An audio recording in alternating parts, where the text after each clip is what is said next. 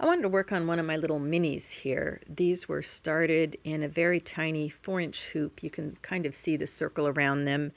And for this, I'm doing them a little bit differently. I decided to start with putting in all the big things first, which I think is going to be a little bit fiddly on these. I'm going to have to work around the pieces, which may or may not work for me. The only way I'm going to figure out a process that makes this all feel fun and easy is to try a whole bunch of different things. I'm happy with the size because I know how I'm going to finish them off, and the circle, the 4-inch circle, is important. But for working, maybe the next ones I might do a little different. Anyway, I was kind of pondering what I could talk about while I was doing one French knot after the other, which pretty much is the way I spend my days.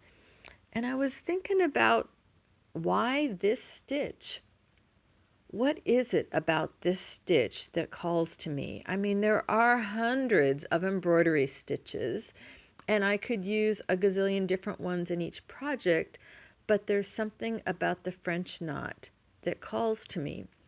And I don't know that I have an easy answer for that. I mean, it would be really nice if I could say, well, the French knot is meaningful to me because of blah, blah, blah, but that's not the case.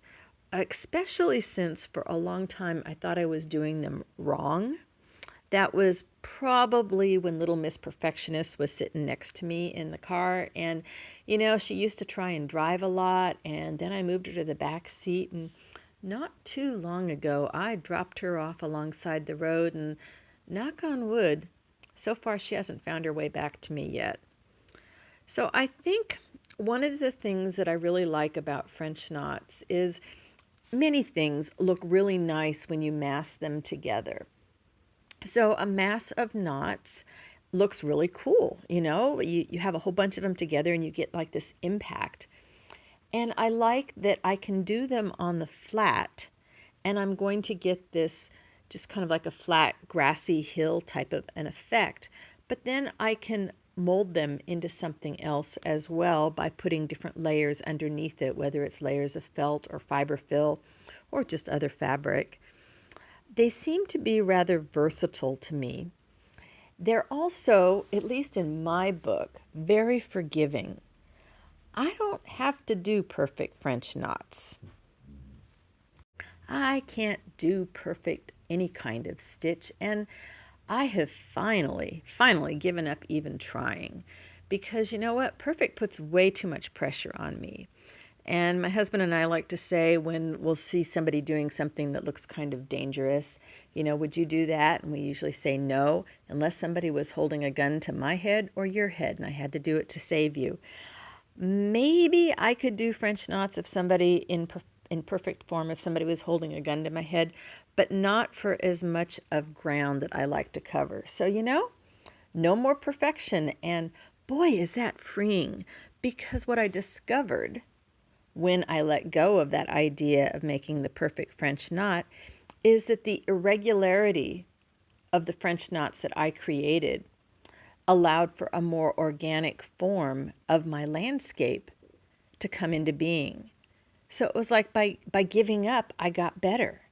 By letting go, I improved.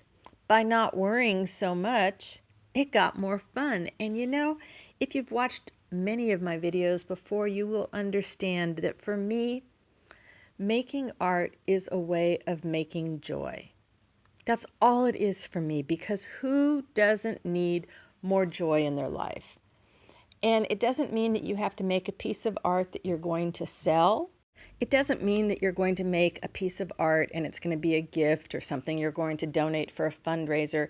It couldn't be a piece of art that just sits in the corner of your room, and you make another piece of art and they pile up and they pile up and they pile up until you move them to the garage or the trunk of your car, or you have to rent a storage unit. Because the important thing is not in when the piece of art is finished what you do with it. The important thing happens in the process of creating.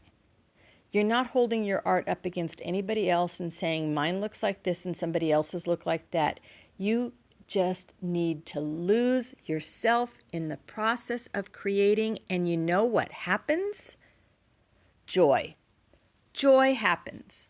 When you make art, just because it's making you happy, just because you want to experiment, you want to play, you want to see if you can do something that you saw somebody else do, but you want to do it your way.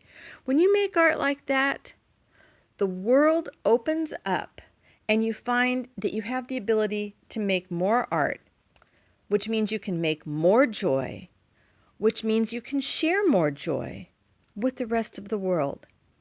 And I mean, what an amazing gift is that?